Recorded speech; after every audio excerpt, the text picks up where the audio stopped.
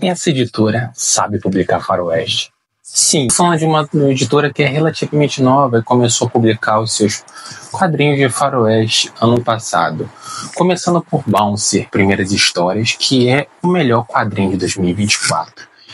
E no final, ela não deixou a desejar, publicando um quadrinho chamado Indians, A Sombra Negra do Homem Branco. Esse quadrinho nada mais é do que uma crítica ao homem branco lá nos Estados Unidos. Não se trata de uma crítica geral dos indígenas, mas dos Estados Unidos sobre como o homem branco maltratou, matou, escravizou o indígena.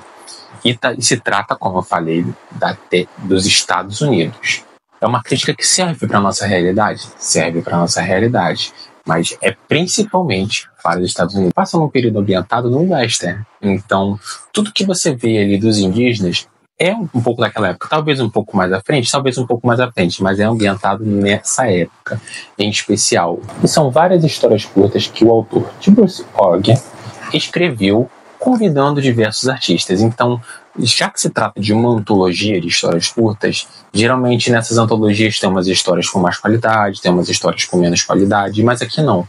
Aqui você tem histórias que mantêm o mesmo padrão, porque é escrito somente por uma pessoa, então o padrão narrativo é o mesmo. É claro que assim, você vai gostar mais de algumas histórias do que outras necessariamente, só que aqui você não vai ter esse problema de falar, não, tal história é ruim, não, tal história não gostei de tal escrita, tá, a não ser pela arte. A arte aqui tem pouquíssimas artes que variam, mas assim, as artes são muito de alto, geralmente são de alto para altíssimo. Então, uma outra arte que você pode falar, puxa, eu não gostei, porque lá atrás estava muito de alto nível, aqui deu uma leve caída.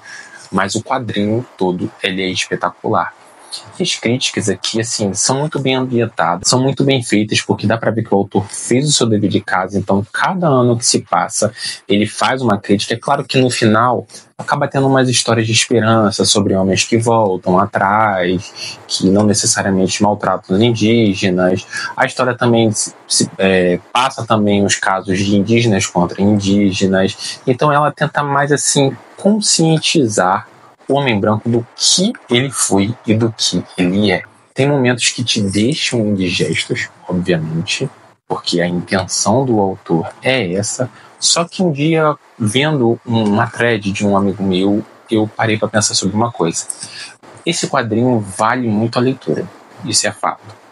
Mas a sua atitude depois dele é o que de fato vai definir. Porque se você parar para pensar que, se você ler um quadrinho sobre indígenas, mas você depois não apoiar materiais indígenas, continuar com o mesmo preconceito com indígenas, não vai adiantar de muita coisa. Porque a gente trata da perspectiva do homem branco.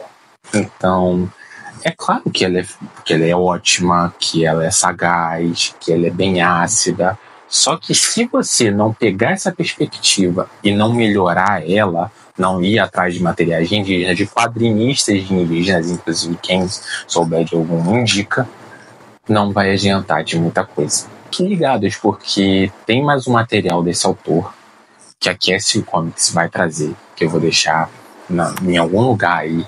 Que, sério, gente, eu tô muito curioso, que eu já ouvi falar muito bem através do amigo Felipe do HQs e mais. E eu espero que quando a Cassie trazer, eu vou ler com tudo. Enfim, é um excelentíssimo material para quem gosta de faroeste, para quem gosta de uma história mais crítica.